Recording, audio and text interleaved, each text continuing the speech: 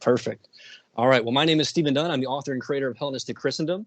Today, I'm doing an interview with Joe Schmid, who I'm going to let him talk about himself and give a good introduction here in just a moment. But today, I just wanted to kind of approach him on, a basic overview conversation of his interest in the philosophy of religion, which is kind of what brought us together, and our conversations on the blog. And I'm just going to kind of pick some subjects that come off the top of my head. So like I said to Joe before, this is a very informal kind of conversation. I do have some questions lined out that we can kind of cover, but these are just kind of reference points. So I'm going to try and keep this as dialectical as possible, but I'm going to be doing more so the questions because, I'm genuinely more curious as to Joe's position on these things. But yeah, so I guess if you just want to start with, of course, the usual stuff, your name, anything you want to tell about yourself, your academic background, and etc. So who are you?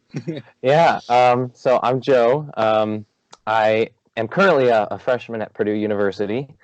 I'm majoring in I used to be majoring in biology, but right now I'm switching that to philosophy. So majoring in philosophy, minoring in biology.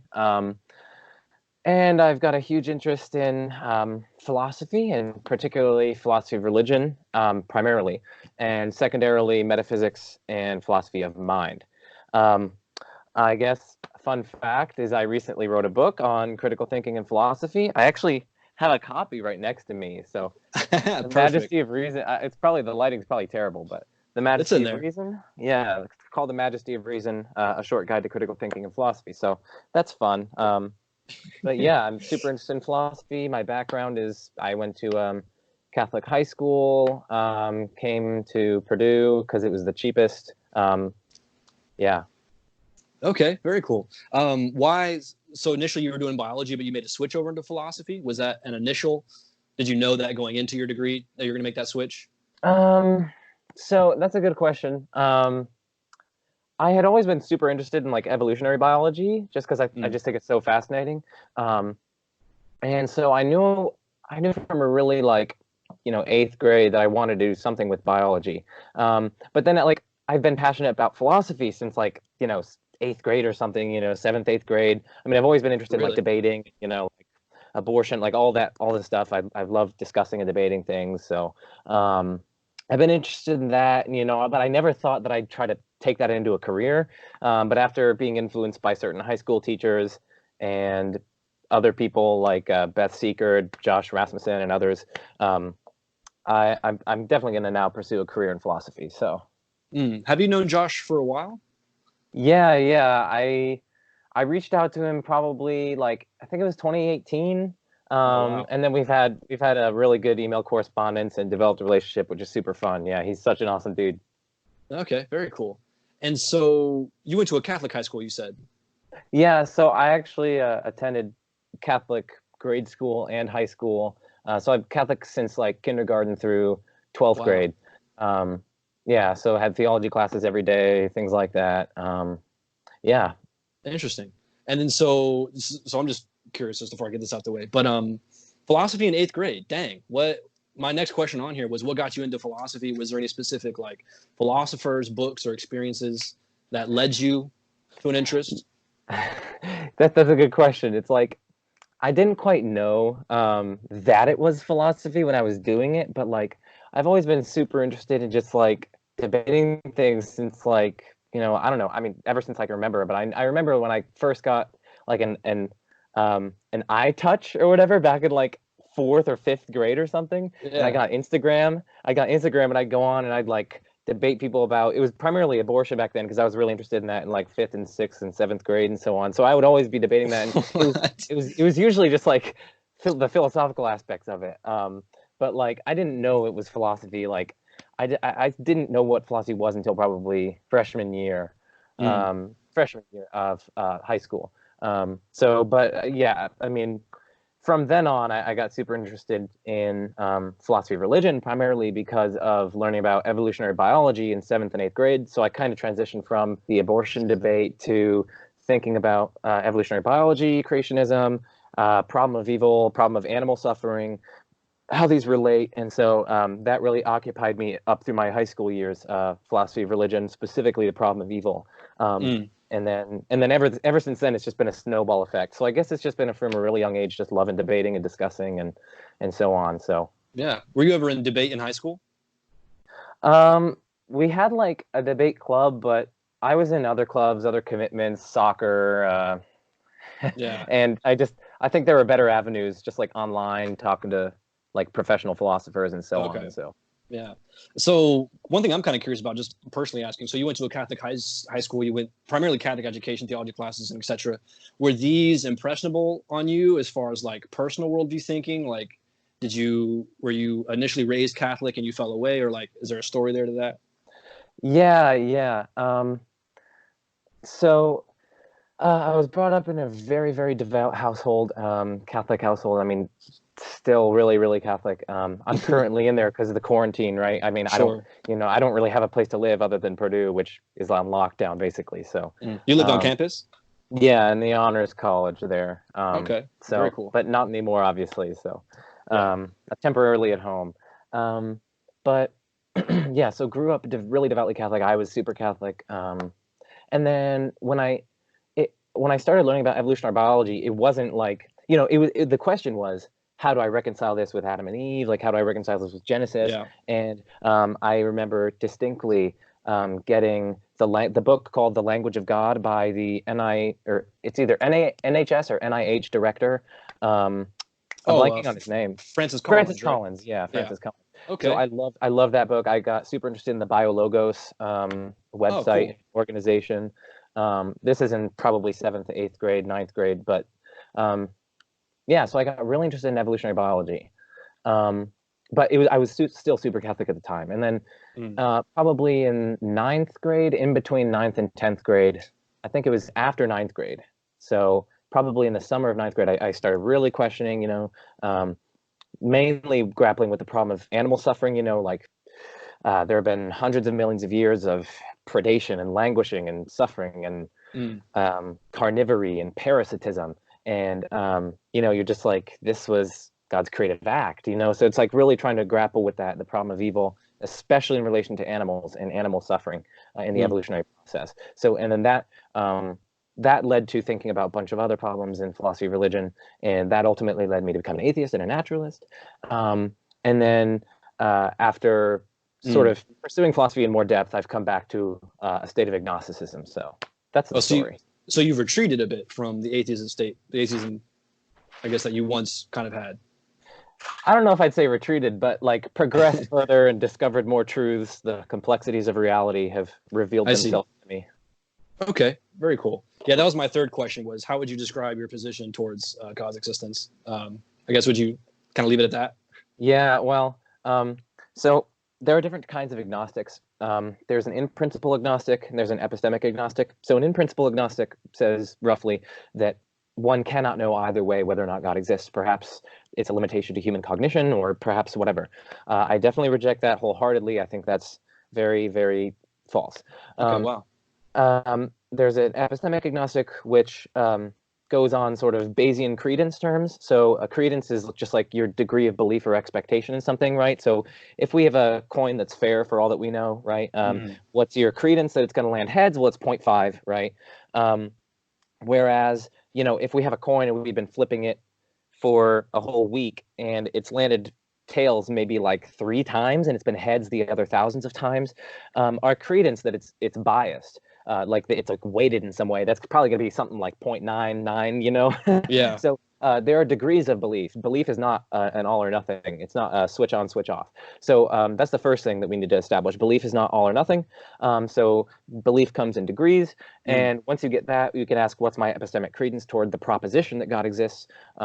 And that's roughly somewhere around zero point 0.5, somewhere around. I mean, I define an epistemic agnostic as someone who's roughly between zero point 0.4 and zero point 0.6. So about Okay. 40% to 60%, roughly. It's super rough. I mean, it's fun. I mean, we could do 45% to 55%. It doesn't really matter. But I'm just roughly zero point 0.5. Okay.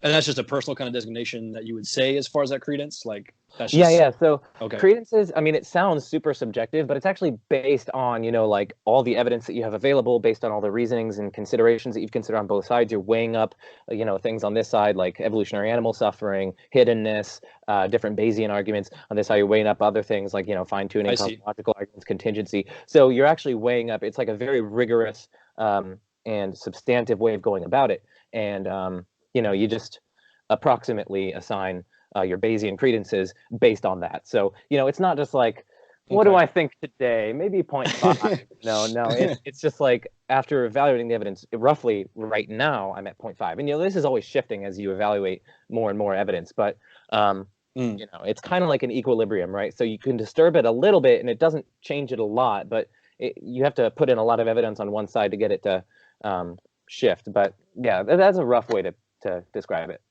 Okay. Okay. Very cool. My next question, just to kind of get it right into, I guess, the meat of the subjects that I wanted to talk about. So in your philosophy of religion interest, you mentioned cosmological arguments. The fourth question I have is, what is your interest regarding those arguments? Do you happen to have like a favorite, maybe however you want to talk about cosmological arguments, by all means. But yeah, that's such a good question. So what got me interested in them is primarily just, it's just like the biggest questions. It's just like, why is there anything? Why does the universe exist? Like, it's the most fundamental why question. So, like I started out in science and I was like, why do humans exist? That's what I was super interested in. It's like, oh wow, evolution, like that's super cool. But then, when you dig deeper, you're just like, oh man, it's like that doesn't satiate my curiosity, right? There's still the question of like, well, yeah, but why did evolution occur? Yeah, but okay, but then like, why is there a universe? And like, why is there matter? Like, why does anything exist? So you just dig deeper and deeper, and then you go from science to philosophy, and then you go from philosophy to like the ultimate question of why, So it's really the why question for cosmological arguments that gets me interested in it. So the way that I like to think about cosmological arguments is in two stages, right? So you've got stage one and you've got stage two.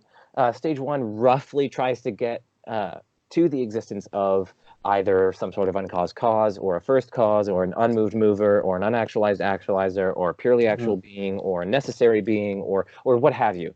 Some sort of explanation for some broad feature of reality like change, causation, other things like that, contingency, so on and so forth. So that's stage one. It tries to get you to at least one such being. And then stage two says, okay, we've gotten to this being. What is its nature? And it tries to derive different divine attributes from either the concept of this thing or this thing's role in explaining features of reality. And then that stage two tries to get you to God's existence or something like God. That's the way that I like to think about cosmological arguments. And as for my favorite one to think about, I like to think about existential inertia a lot. So that's kind of like all the Thomistic cosmological arguments. Oh, okay. So like the Dante argument, first way, those are really interesting. But as for ones that I find most convincing, at least for stage one, definitely the contingency arguments, right? There are a lot of them. So what was really influential for me was the book Necessary Existence by Josh Rasmussen and Alexander Pruss. Yeah, okay. Two of my favorite philosophers. And the book The Principle of Sufficient Reason by Alexander Pruss, the one in 2006 that he published. Those are really influential. Just different cosmological arguments from modality, from contingency, getting to at least one necessary being. I think those are plausible. So those are the ones I find convincing. The ones that I really like to think about more are the sort of Thomistic ones, because if they succeed, they can probably get farther than a mere being, which cannot fail to exist, right? So Josh Rasmussen and Alexander, they get to a necessary being, at least one. But that's just, that's a being that exists in all possible worlds and cannot fail to exist.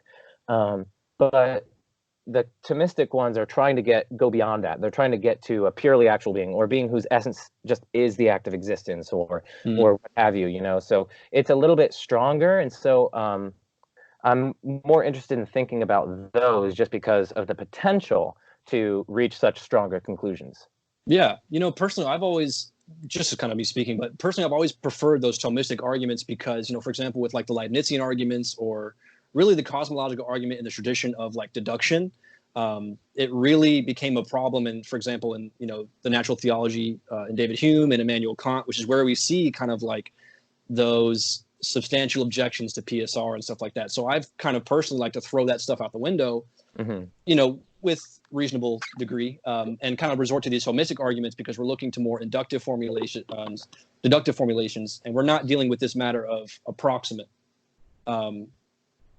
explanation, for example.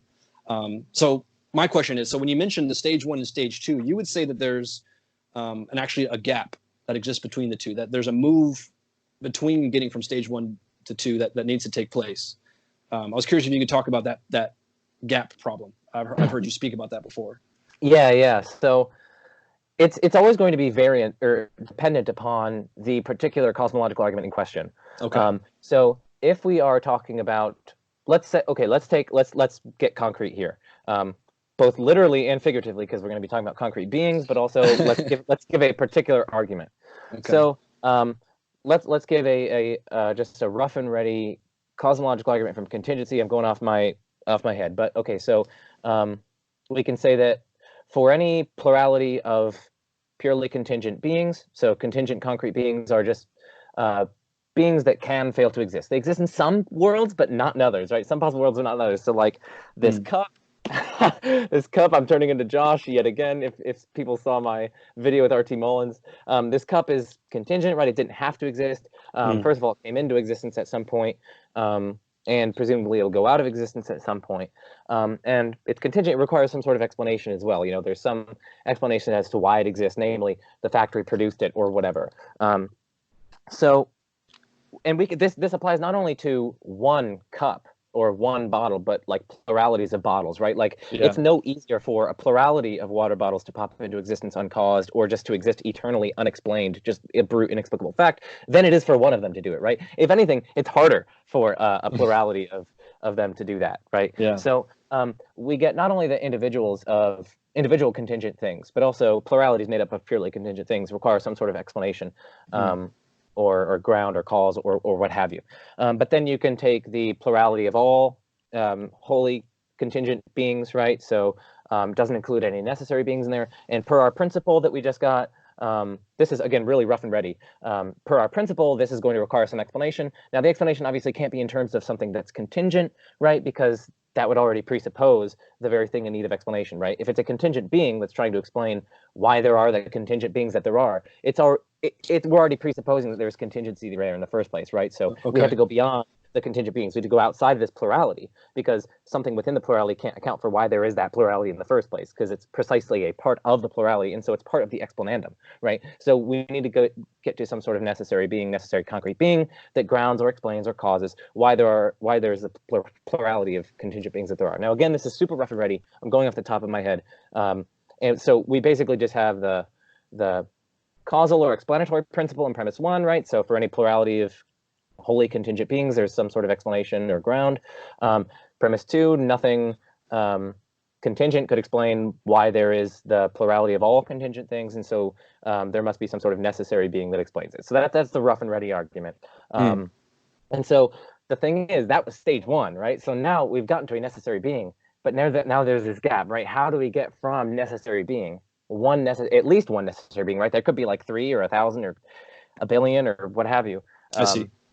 To the existence of God, 2 different divine attributes, right? And so we have to either do conceptual analysis on the necessary beings, like what follows from necessity, like what could we derive from that, or we can take the explanatory role that this necessary being has with respect to all the contingent things and try to deduce different divine attributes from that explanatory role. So it's sort of like you can go from analysis of the necessary existence in and of itself, or you could try to infer things from the explanatory role that this necessary being is filling within our argument. So, but there is that gap nonetheless. Like you can't just settle with necessary being. You have to try to derive different divine attributes, right? Because the naturalists might be just perfectly happy with admitting naturalistic necessary beings. So Graham Oppy has an account according to which the initial world segment, so it's a sort of initial singularity in an eternalist universe, eternalist, not necessarily eternal, in an eternalist universe, the necessary foundation of contingent reality is this initial world segment. Every possible world shares an initial world segment, and then we have a branching theory of modality that sort of branches out from that initial singularity. So we need to go beyond mere necessary being if we want this to be an argument for theism, it seems to me. And I would generalize this to cosmological arguments in general. We have to get from stage 1, whether or not it's a necessary being or a being whose essence and existence are identical, or a purely actual being, or an uncaused cause, or something which caused the universe to begin to exist, or whatever. Like, we need to go from that to different divine attributes, and there's at least there is a gap there that needs to be filled. I'm not saying it can or can't, but yeah.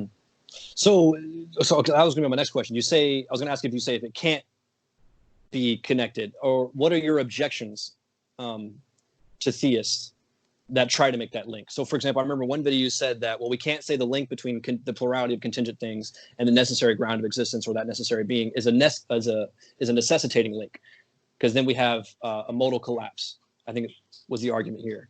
Was that one such objection, for example? Yeah. So we can ask. Let's take that concrete argument that we gave, right? So we have this necessary being that's explaining why there are the contingent beings that there are, or at least the plurality that we were talking about in question, right? So we can ask, what is this link between the necessary being and the contingent beings? And we can ask, does this link maybe flow from the very nature of the necessary being, or maybe is it some sort of indeterministic act that it performs, or maybe some sort of stochastic process, or what is that link? What links up what is that explanatory link between the necessary being and the realm of contingency? And so if it's a necessitating link, so if it sort of flows from the nature of the necessary being, or is entailed by it, well then there's not going to be any contingency whatsoever, precisely because whatever is entailed by something that's necessary is itself necessary, right? This is just the distribution axiom of modal logic. So you could think of it in terms of mathematics, right? So if it's like necessarily the case that 2 is even, and if it is necessarily the case that 2's being even necessarily entails that there is at least one even number, right? Well, then it's necessarily the case that there is at least one even number, right? It just follows. So whatever is necessarily entailed by a necessary being itself must be necessary. It sort of accompanies it in all possible worlds. So then we get this modal collapse if the link is necessitating, and that sort of that's very, very troublesome if we want to affirm libertarian agency, right? Because if we're necessitated to do what we do, then we can't do otherwise. We couldn't have done otherwise. And so it seems as though we just collapse free will. Also, I mean, it's a problem for God's freely bestowed grace, right? So grace is, like, by definition, a freely bestowed gift to another. And so that can't be the case if there's modal collapse, if everything is necessarily the case. So what we have to say, it seems, is that the link between the necessary being and the plurality of contingent beings is a non-necessitating link. And one of the questions is, well, how do we spell out that non-necessitating link? And some people try to say, oh, well, the necessary being must have some sort of freedom to be able to indeterministically produce the effect. Other people say, like, no, it could just be a sort of stochastic physical process. Maybe the initial singularity has a sort of quantum indeterministic tendency that it can give rise to different universes, thereby avoiding modal collapse. So there are different ways to go about avoiding this modal collapse problem. But that is one problem that plagues some proposals about stage 2 as to how the necessary being grounds or gives rise to the realm of contingency. But if I could speak to your point about stage 2 in principle, whether or not that gap can be bridged, so my position is I don't, again, like the in principle agnosticism, I don't think there's any in principle difficulty with bridging that gap. It's just a number of the attempts that I've seen, given certain cosmological arguments, I don't see them as successful. Now, again, that's going to depend on the cosmological argument in question. So I think if you could, like, if we're talking about the contingency argument, I think that has a bigger gap problem than the de ente argument. Because the de ente argument gets you, if it succeeds, it gets you to a being whose essence is the very act of existence. And I think there might be some plausible arguments as to why there can only be one such being, why it has to be immaterial, why it has to be, so on and so forth. So the gap problem differentially affects different cosmological arguments. So I think that's the way I'd put it. The gap problem differentially affects different cosmological arguments, depending on what the explanandum is. So maybe it's the existence of change, or the existence of act potency composites, or the existence of things whose essence and existence are distinct, or maybe it's contingency, right? So that's the explanandum. And so the gap problem could depend on that. The gap problem could also depend on what the explanatory terminus is. So whether it's a purely actual being, or whether it's a being whose essence and existence are identical, or whether it's a necessary being. Again, it varies from argument to argument, how big of a problem it is. Yeah, I wonder what you would say to the objection. So, for example, Quinns said that whenever you have a kind of modality, you're trying to translate into different contexts. It's not always a justifiable move. So, like for example, necessarily 8 is greater than 7. And then we have another context where there are 8 planets, but that's not suggesting that these 8 planets are necessarily greater than the number 7. Mm-hmm. So you see that translating modal contexts don't always kind of translate. So I think when, for example, objections to divine simplicity, there's the move of trying to talk about the essence of God, such as his act of creation, his volition, his knowledge, and so forth. And there's the essence of God, which we could kind of focus on. I wonder what you say to that kind of objection to modal collapse, that those contexts don't work in other instances.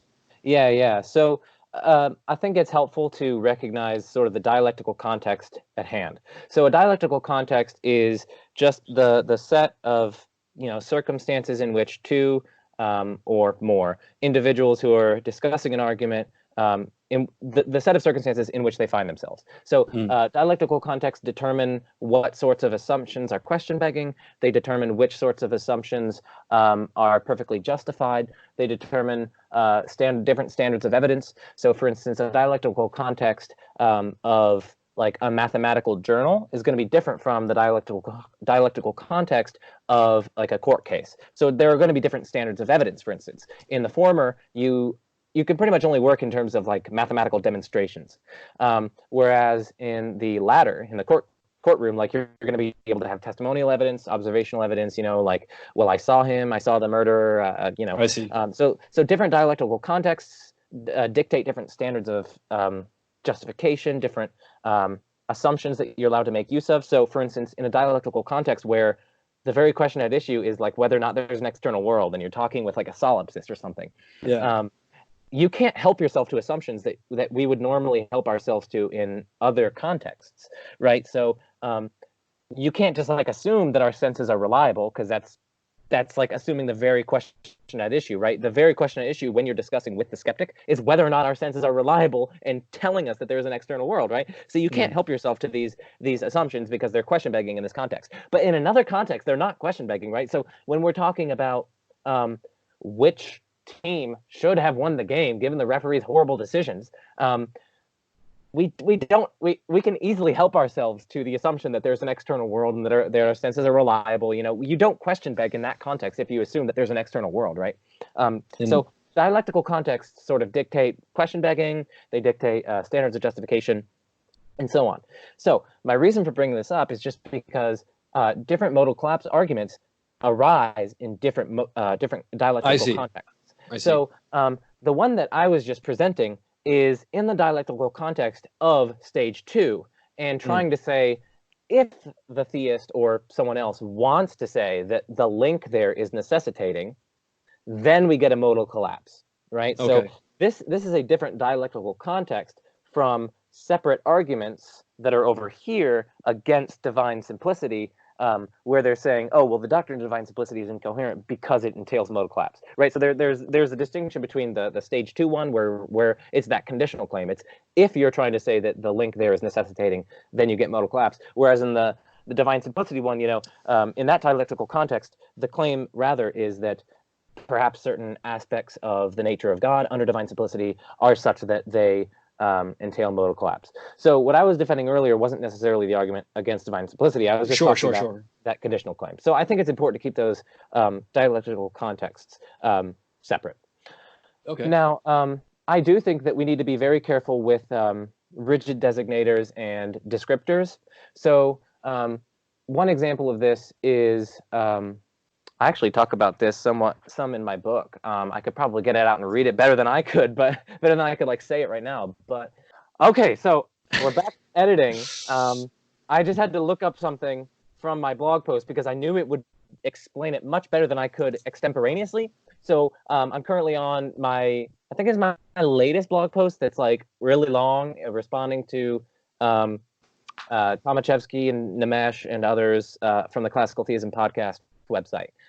So that's where if the audience, that's where the little cut was. I was just looking this up, so you didn't have to wait for me to look it up.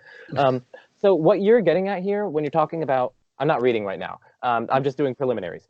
So what you're getting at when you're talking about Quinns' distinction here is between rigid designators and descriptors. So a rigid designator picks out an individual in every possible world, right? So like if I said Stephen Dunn, it picks out you in every possible world, right? But if I say something like the creator of Hellenistic Christendom, that's a description.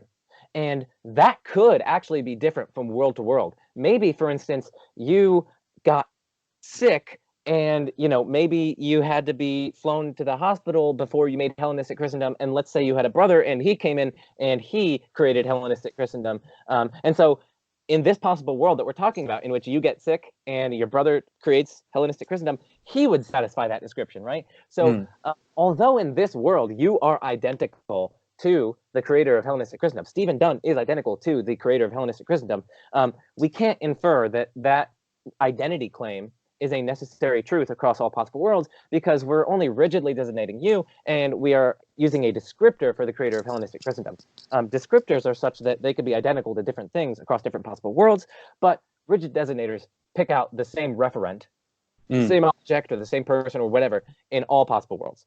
So that's the background to what Quine is getting at. Now, what came up in our discussion of one example of modal collapse was the rigid designation in relation to identity claims with respect to classical theism. So whether, like, Tomaszewski gave an example of Venus, right? So Venus could have not been identical to the evening star, even though in the actual world Venus is identical to the evening star. Now this seems a little bit strange on the face of it, right? Because, like, if I say Joe is identical to Joe, well then, like, that's true in all possible worlds. Like, I couldn't have been identical to someone else, right? And similar, like Clark Kent and Superman or whatever, like those two, like they are necessarily identical. They pick out the same individual in all possible worlds, and it's the same person, namely Clark Kent. But when we're talking about descriptions like the star that is seen in the evening, it's precisely because it's a description that it can change in different possible worlds. So Venus is such that it could not have been identical to the evening star. Another example is the president of the United States, which is a description, is identical to Donald Trump, but it could have been identical to Hillary Clinton had she won the election. But Donald Trump is, you know, necessarily identical to Donald Trump. So I think really where the problem arises is with respect to certain particular formulations of the modal collapse argument. So one formulation is God is identical to God's creative act. I think this is roughly R.T. Mullins's formulation in one of his papers. God is identical to God's creative act, but God has necessary existence. And if two things are identical, well, then it's necessarily the case that, you know, whatever one has, the other must have. And so God's act of creation is, did I say act of existence? I meant act of creation. So God's identical to act of creation under divine simplicity, but it's necessarily the case that if two things are identical, well, then whatever one has, the other has. And so precisely because God has necessary existence, his act of creation must have necessary existence, in which case God necessarily creates, which is modal collapse. But Tomaszewski comes in and points out that no, we're missing a necessity operator here that renders this invalid. We need the necessity operator in the first premise, namely, necessarily God is identical to God's creative act. But then we're just question begging against the classical theist. The classical theist is going to say, no, God didn't have to have a creative act.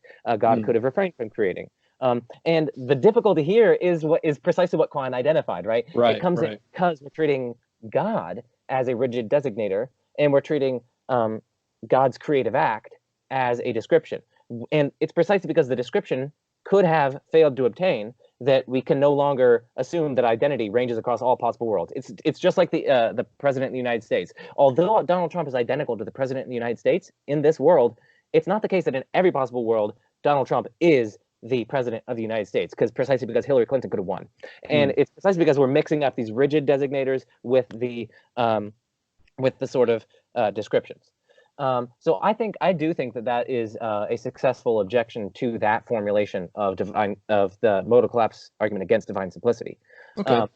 Although I was sent a paper by someone who I recently met, and he's arguing against that, and it's like a really good paper. It got accepted into American Philosophical Quarterly, and he's arguing against Tomaszewski, so I need to read that.